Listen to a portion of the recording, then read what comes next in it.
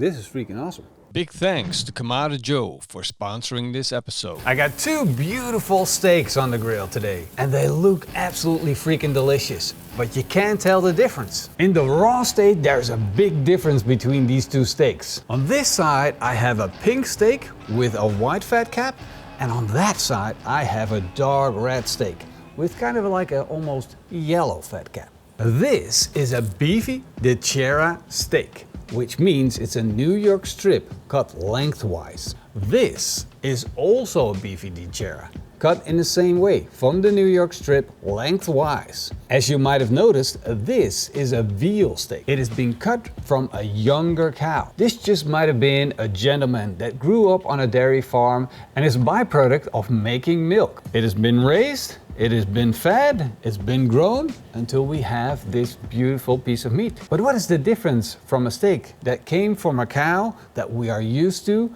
bred for meat, and the difference of having a veal bred cow? Let's take a closer look. The veal has a light pink color and a beautiful white fat cap. And as you can notice, it has some intramuscular fat as well. And the tissue that sits between the fat and the meat is very, very thin. I'm talking about the connective tissue that holds the muscle together. When we take a look at the full-grown cow steak, we see that it's very, very red. That comes with age. We also see that intramuscular fat, the white dots that you see in the meat, they're much more developed. We also have a bit of a yellow fat cap, but what stands out the most is that connective tissue between the meat and the fat is way more distinct. And those are the optical differences between the two steaks. Now let's fire up that Kamado Joe Jr. and find out if there's a flavor difference. I put a little bit of charcoal in my Joe Jr., lit it up with a couple of fire starters, and now I got a nice bed of red glowing ash. Keep in mind that you don't want to put too much charcoal on the Joe Jr. It's not that big of a grill. I'm going to use my grill grade razor so I have the most distance that I can have between the coals and the steak. And now with my hand I'm going to feel the amount of heat that my coal bed will give off. And I have a low amount of heat, which is perfect to get the steaks up to temperature first. So let's put them in, close the lid and let it slowly get up to temperature with all the vents completely opened. When you cook steaks over direct heat, it's required that every now and then you turn them around so they will cook evenly.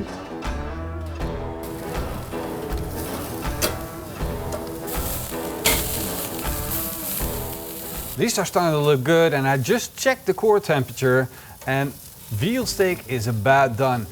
Now I got a beautiful crust, I rendered down the fat, you see a little bit of that bubble, so we added the flavor of grilling over charcoal, which is important if you're cooking steaks. I'm gonna let this rest, and the core temperature is going to slowly rise even further because we're grilling over direct heat.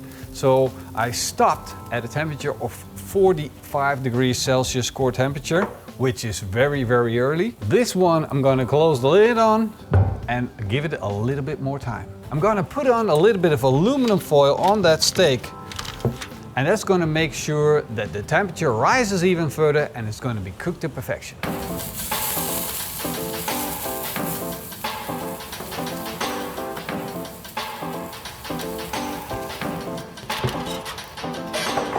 Both steaks are now grilled, and of course they need a little bit of seasoning, and as you know I'm a big fan of seasoning afterwards with a finishing salt. And again we're going to give them a little time to rest under a sheet of aluminum foil. 10 minutes of resting is more than enough for the temperature to become even throughout the steak. And now we can see what the difference is with the finished products. Look at these two steaks. The younger steak, the veal steak, has gotten a much lighter color and a much lighter crust. Of course, because it was a little thinner, we didn't have to cook it as long, but also we weren't able to get a thicker crust on it than we have right now. The fat cap shrunk up and the fat rendered down perfectly. Now, with the grown-up cow, we can see a big fat crust on it. The fat cap even got a little crunch and crust on it, and they both look freaking delicious. Now let's slice these up and take a look inside those steaks. Let's start with the steak of the full-grown cow. Beautiful rosé, pink inside, juicy as can be. This thing looks freaking delicious. Now it's the veal's turn. Much lighter, but also pink inside, cooked to perfection. Let's try that cow steak first. There we go, we got the fat, we got beautiful juicy meat. There we go. Wow. It's a bit of a chew. There's definitely some work involved, but it's delicious and juicy meat. Super, super flavorful. Beautiful piece of meat. Now let's get a slice out of that veal. Again, fat cap, little connective tissue, juicy meat. Wow. So much more tender. It's incomparable. It's not even close. Well, it's like eating a beef tenderloin. There's almost no texture to it. It's like so super soft and it's so enjoyable. However, there's not much flavor to it. It kind of has that like irony flavor that you know from grass-fed cows. So it's really, really light. And it, well, kind of a good thing because it's not a heavy steak to eat. But it's also kind of sad thing because it doesn't have as much flavor. I'm kind of torn. This is freaking awesome. Don't get me wrong, this is freaking awesome. Which one do you prefer? Would you rather have the veal that is super tender, nice and juicy, or would you have that full-grown cow steak that is flavorful, but it has a little bit more bite? Let me know down below.